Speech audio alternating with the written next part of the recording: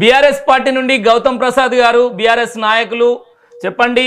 జగిత్యాల అంటే కరీంనగర్ జిల్లాలో మాజీ మంత్రి కాంగ్రెస్ పార్టీకి ఆయన గుడ్ బై చెప్పారు. త్వరలో బీఆర్ఎస్ పార్టీ అంటూ ఒకవైపు బీఆర్ఎస్ పార్టీలోకి రాబోతున్నారని అంటూ ఒకవైపు ప్రచారం, బీజేపీ పార్టీలోకి రాబోతున్నారంటూ ఒకవైపు ప్రచారం. గౌతమ్ ప్రసాద్ గారు ఫైనల్గా మాత్రం రాజీనామా తర్వాత జీవన్ రెడ్డి ఈరోజు కొంత బీఆర్ఎస్ వైపు మొగ్గు చూపినట్టుగా మాట్లాడినట్టుగా కొంత విశ్లేషకులు భావిస్తున్నారు. పార్టీ ఫిరాయింపు ఎమ్మెల్యేల అంశంతో వేరే పార్టీలలో గెలిచి బీఫామ్ల మీద గెలిచి కాంగ్రెస్ పార్టీలోకి వచ్చి పెత్తనం చలాయిస్తున్నారు అంటూ కొన్ని జీవన్ రెడ్డి చేసిన వ్యాఖ్యలు కొంత బీఆర్ఎస్ పార్టీకి ప్లస్గా ఉన్నాయని అనుకోవచ్చా? శేఖర్ గారు, మీకు మన ప్యానెల్లో ఉన్న మిత్రులందరికీ కూడా నమస్కారం. శేఖర్ గారు, నిజంగా కూడా అంటే జీవన్ రెడ్డి గారు ఈరోజు ఈ నిర్ణయం తీసుకునే దాని వెనక దాదాపు ఈ ఎలక్షన్స్, గత అసెంబ్లీ ఎలక్షన్స్ గడిచిన కాడ నుంచి కూడా అనేక రకాలుగా తను ఇబ్బందులు పడుతున్నాడని చెప్పేసి మనకైతే అర్థమవుతా ఉంది.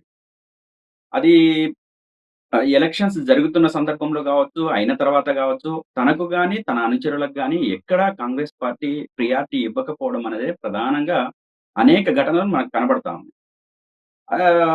అదే విధంగా మనం చూసుకుంటే ఇదే పార్టీ నుంచి పోయిన వాళ్ళు, అంటే బీఆర్ఎస్ పార్టీ నుంచి పోయిన వాళ్ళకి పెద్దపీట వేయటము, అదే విధంగా పాత కాంగ్రెస్‌లో ఉన్న వాళ్ళకి పట్టించుకోకపోవడము, అంటే ఒక సీనియర్స్‌గా ఉన్న వాళ్ళకి ఎటువంటి గౌరవం ఇవ్వకపోవడం అనేది తను పదే చెప్తూ వస్తున్నారు.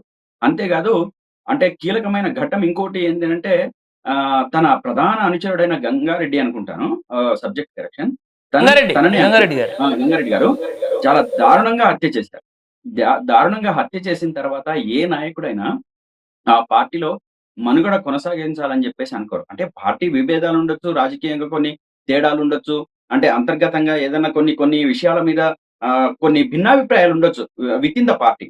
కానీ ఒక్కసారి అంటే ఆ భిన్నాభిప్రాయాలు ఒక శత్రువుగా భావించిన తర్వాత ఆ పార్టీలో కొనసాగడం అనేది ఎవరి వల్ల కాదు. అందుకనే పాపం పెద్దాయన చాలా రోజులుగా అధిష్టానం దగ్గర నుంచి కావచ్చు, లేకపోతే రేవంత్ రెడ్డి మీద ఎటువంటి యాక్షన్ తీసుకోవడం గాని, లేకపోతే ఆయనను మందలించడం గాని, పిలిపించడం గాని, లేకపోతే ఇక్కడ జరుగుతున్న రాజకీయాల మీద చర్చించడం గాని అధిష్టానం గనక చేసి ఉంటే జీవన్ రెడ్డి గారు ఈరోజు రాజీనామా చేసి ఉండేవారు కాదు. ఎందుకంటే ఆయన కరడుగట్టిన కాంగ్రెస్ వాది కాబట్టి, దాదాపు 40 సంవత్సరాల నుంచి కాంగ్రెస్‌లో ఉన్నాడు కాబట్టి, ఈరోజు దాన్ని వదిలిపెట్టి రావడానికి ఆయనకు మనస్ఫూర్తిగా ఏం లేదు. నేను ఇన్ని 40 ఏళ్ల రాజకీయ జీవితం కాంగ్రెస్ పార్టీలో ఉంది.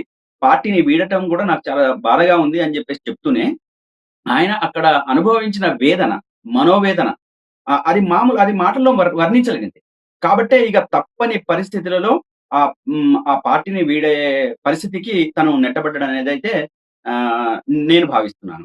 అదే ఇక రెండో విషయం మీరు ప్రస్తావించింది ఏంటంటే బీఆర్ఎస్‌లోకి వచ్చే ఆలోచన. నేనేమంటున్నానంటే, నేను తక్షణమే కాంగ్రెస్ పార్టీలో ఉన్న సీనియర్ నాయకులు కావచ్చు, కాంగ్రెస్ పార్టీ నియంతృత్వ పోకడలను వ్యతిరేకిస్తున్న వాళ్ళు గాని, అదేవిధంగా తెలంగాణ ప్రజల్ని ప్రేమించేవాళ్ళు, తెలంగాణ ప్రజల ప్రయోజనాల్ని ఆశించేవాళ్ళు, ఈ తెలంగాణ ప్రయోజనమే ప్రధానం అనుకున్న ప్రతి ఒక్క కాంగ్రెస్ నాయకుడు వెంటనే కాంగ్రెస్ పార్టీని వీడి బీఆర్ఎస్ పార్టీకి రావాలని చెప్పేసి మనస్ఫూర్తిగా కోరుతున్నాను. అదే జీవన్ రెడ్డి గారి ఆహ్వానం అంటే వస్తారు అని చెప్పేసి అనడానికి దానికి అన్ని రకాలుగా చర్య అంటే ఆహ్వానించాలా, ఏం చేయాలి అనేది అధిష్టానం చూసుకుంటది. కానీ నేనేమంటున్నానంటే, తెలంగాణ ప్రయోజనాలే ప్రథమావధిగా బతుకుతున్న కాంగ్రెస్ నాయకులు ఎవరైనా సరే ఈ కాంగ్రెస్ పార్టీతోని వాళ్లకు ప్రయోజనం చేకూరదు.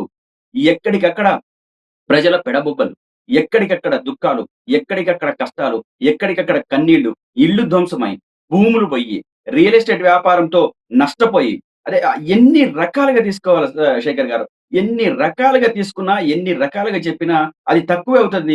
ఈరోజు కాంగ్రెస్ పార్టీ విధ్వంసం అనేది అన్ని రంగాల్లో విధ్వంసం. ఏ రకమైన విధ్వంసం అంటే, మళ్ళీ మనము ఈ గత 10 ఏళ్లలో సాధించుకున్న అభివృద్ధిని మళ్ళీ జీరో నుంచి స్టార్ట్ చేసుకోవాల్సిన ఒక దురదృష్ట వైపు పరిస్థితికి నెట్టబడిన స్థితి ఈరోజు తెలంగాణ రాష్ట్రంలో ఉంది శేఖర్ గారు. ఇది చాలా ఆవేదనతో మాట్లాడుతున్నా. అందుకనే ఒకవైపేమో నియంతృత్వం, ఇంకోవైపేమో విధ్వంసం. ఈ 2 కలగలిసి పరిపాలన తెలంగాణలో కాంగ్రెస్ పార్టీ చేస్తుంది, ప్రభుత్వం చేస్తుంది. కాబట్టి ఇక ఈ కాంగ్రెస్ పార్టీలో కొనసాగడానికి అవకాశం లేదు, ఇక కొనసాగను అని చెప్పేసి అనుకుని ఆయన సుదీర్ఘంగా ఈరోజు దాన్ని పక్కన పెట్టేసి తన సుదీర్ఘ రాజకీయ జీవితం, అంటే కాంగ్రెస్ పార్టీలో ఆ సుదీర్ఘ రాజకీయ జీవితాన్ని వదిలిపెట్టేసి ఈరోజు బయటకు రావడం అనేది నేనైతే హ్మ్. ఒక రకంగా నేనైతే సంతోషిస్తున్నా. ఎందుకంటే ప్రజా అనుకూలమైన నిర్ణయం తీసుకునే వాళ్ళే చాలా తెలివైన నాయకులు. ఎవరైనా సరే తెలంగాణ రాష్ట్రంలో ఉన్న ప్రజలంతా కూడా ఈరోజు దుఃఖంతో, కష్టాలతో, కన్నీళ్లతో, పెడబొబ్బలతో, ఇబ్బందులతో ఉన్న వాళ్ళకు ఊరట ఈ దెబ్బ అని చెప్పేసి అంటున్నాను. ఈ ఈ జీవన్ రెడ్డి గారి రూపంలో ఒక దెబ్బ. అదే విధంగా ఆ దాంట్లో ఉన్న ప్రతి నాయకుడు కూడా జీవన్ రెడ్డి గారి బాటలోనే నడవాలని చెప్పేసి కూడా నేను నేను కోరుకుంటున్నాను. నేనెందుకంటే తెలంగాణ ఉద్యమంలో ప్రధానంగా నడిచిన వాడిగా, అదే తెలంగాణ ఉద్యమంతోని తెలంగాణ ప్రజలకు ఏవైతే సౌకర్యాలు సమకూరుతాయో, అదే విధంగా అభివృద్ధి ఏ విధంగా జరుగుతదో అని చెప్పేసి ఆకాంక్షించిన వాడిలో వ్యక్తిగా ఆహ్, ఈరోజు తెలంగాణ ప్రయోజనాల్ని మనమంతా కట్టగట్టుకొని దాన్ని ముందుకు తీసుకెళ్ళడానికి ప్రయత్నం చేద్దాం. దయచేసి కాంగ్రెస్ పార్టీని వీడండి. కాంగ్రెస్ పార్టీ ఈ ఈ తెలంగాణ ప్రజలకు మాత్రం ఎటువంటి న్యాయం చేయదు, ధర్మం చేయదు, అభివృద్ధి చేయదు. అది ధ్వంసం చేస్తుంది ప్రజా జీవితాల్ని, వ్యక్తిగత జీవితాల్ని, అదే విధంగా అన్ని రకాల వ్యవస్థల్ని కూడా విధ్వంసం చేస్తుంది కాబట్టి వెంటనే ఆ పార్టీని వదిలిపెట్టేసి రావాలని చెప్పేసైతే నేను విజ్ఞప్తి చేస్తున్నాను శేఖర్ గారు.